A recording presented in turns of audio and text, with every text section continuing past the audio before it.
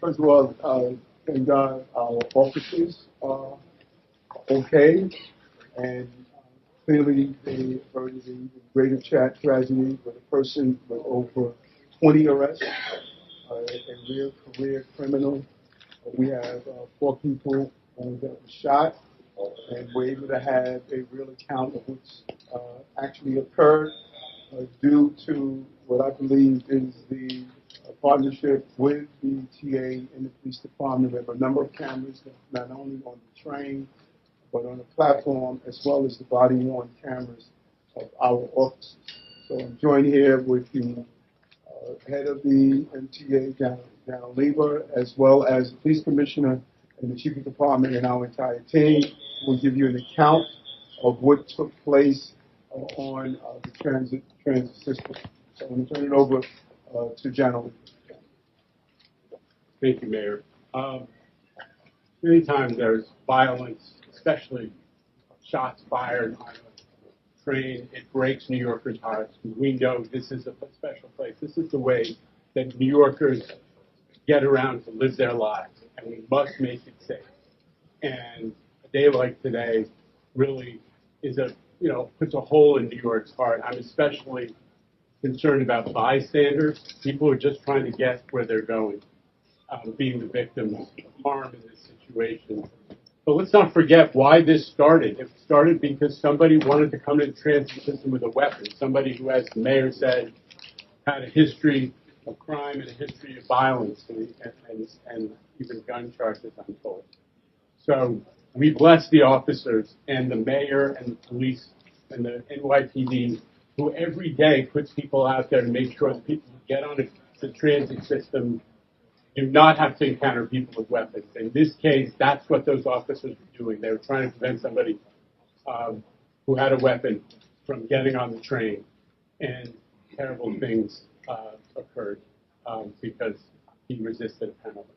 So I just want to say that it's important for us at this moment to remember that the work of the NYPD, under the mayor's leadership, with the support from the governor, the reason that we have cameras inside this train is because the governor decided she wanted to make that a priority. We have cameras on the platform, the cameras in the mezzanine, but there will be no question of what took place.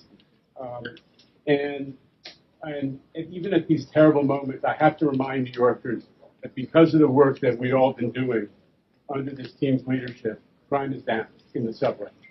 Down versus 2023, and it's down 10% versus pre-pandemic. So we will, with this great teamwork, we will continue to fight back to make sure that New Yorkers can use the transit system and feel safe as they should. This is a sacred place, and no one should fear violence. I just want to put a word out to say that there is a new police commissioner who I've known for many years and I'm excited to work with, but the team that has been pushing back against transit crime remains intact. And Mayor, thank you for your leadership. Thank you.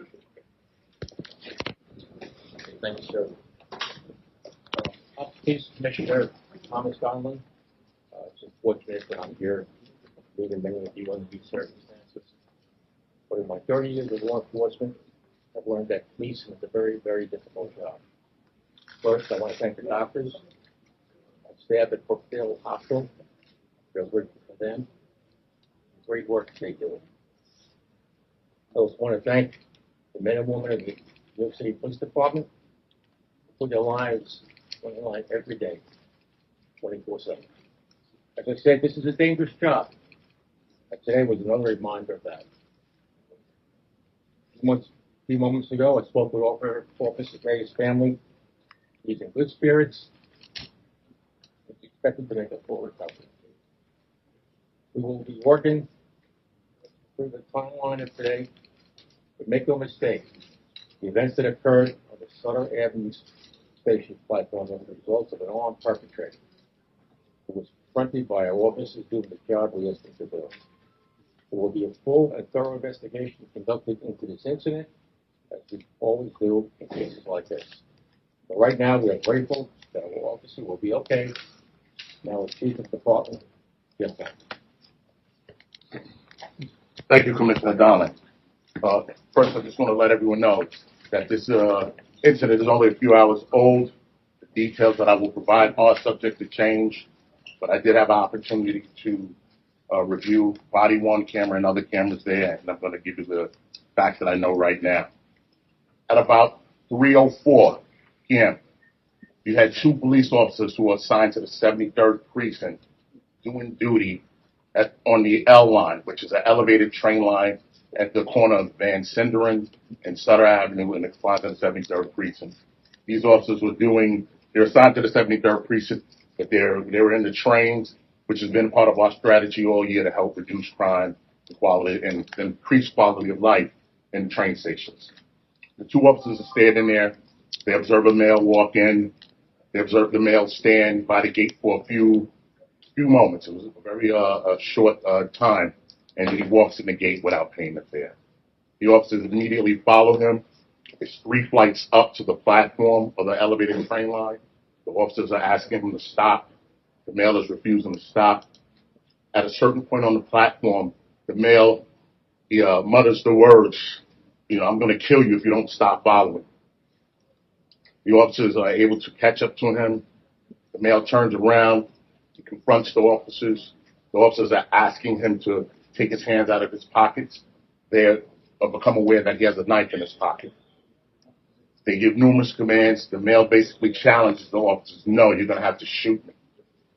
As they're standing there, a northbound train pulls into the station. One of the car doors open. The male jumps onto the car doors.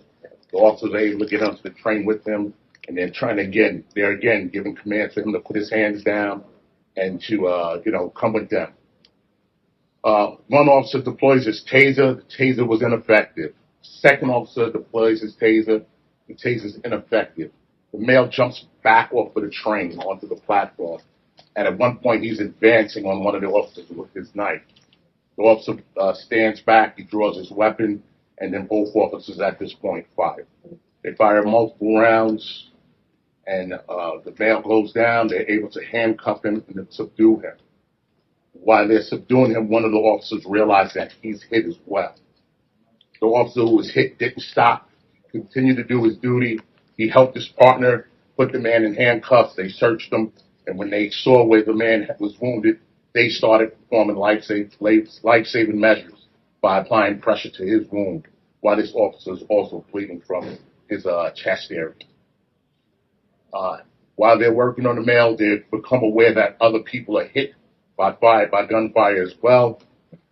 Additional officers arrive to the scene. They're able to give aid to the police officer who was hit. They're able to give aid to the male who was hit, and then they're able to give aid to 2 more civilians, another male and another female, who were both struck by gunfire. Everyone was removed to the hospital. Our 2 officers are here at Brookdale. The 3 other people were removed to other local area hospitals where they're being treated for their wounds and their injuries. This incident will be investigated further by our detective squad and our Force Investigation Division. As I said, we thank the hospital for their great work, and the men and women of this police department were doing what we asked them to do, to go out there and make our trains safer. And unfortunately, they ran into somebody who has a significant arrest history, someone who has a history of mental illness, and he decided that he was not going to go nicely with the officers, and officers put in a very difficult situation to save themselves. At this time, I'll turn it over to our PBA president, who will give a few remarks.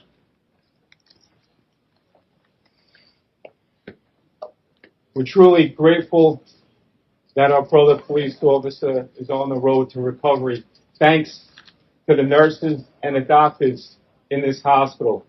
We're praying for the civilians who were injured in this incident. But our police officers are out every day, whether it's on patrol, whether it's on the subway, whether it's patrolling the streets. This is the dangerous environment all police officers are up against. A dangerous career criminal out on the streets. A dangerous career criminal who is carrying a weapon. A dangerous career criminal who didn't comply with police officers' orders.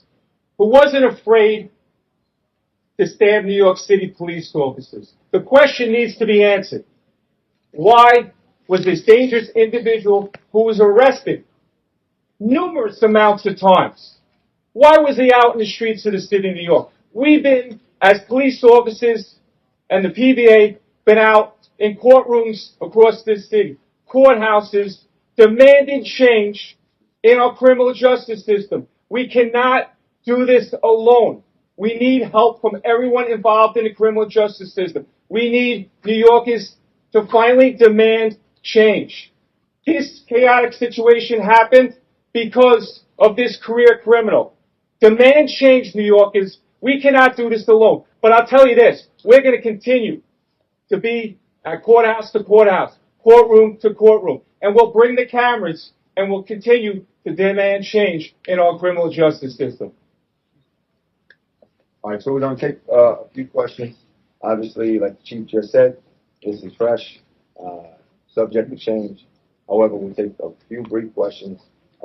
Tony Rincon, ABC 7. Would you characterize it as a case of friendly fire? Does the bullets ricochet inside the train?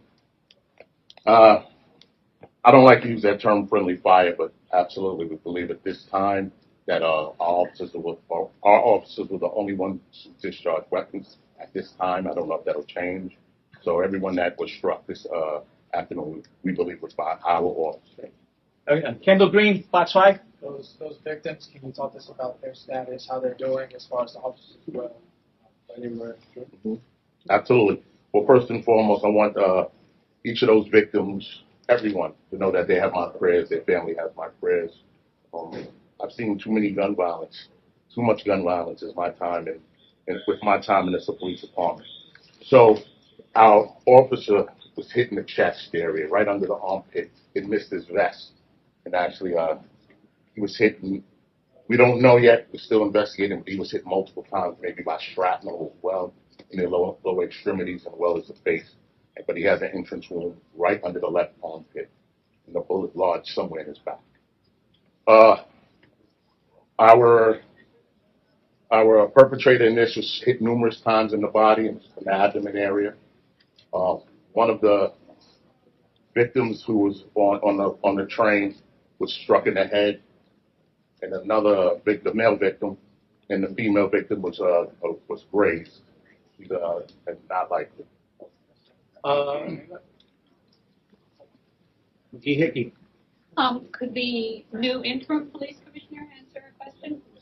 Absolutely. The question was about it's been within the past 3 days the tasers haven't worked twice.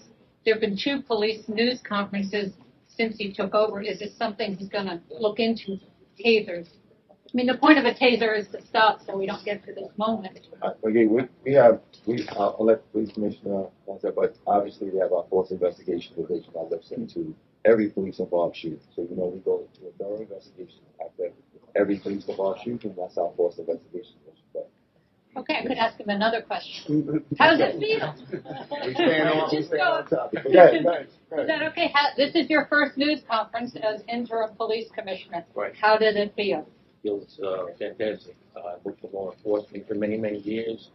I worked with NYPD, Joint Terrorist Task Force, great relationship throughout the years, along with Mayor Adams. Yeah.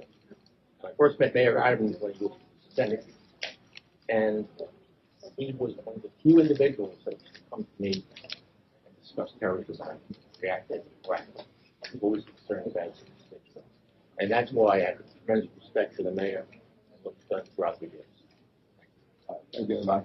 Thank you, everyone. Thank you.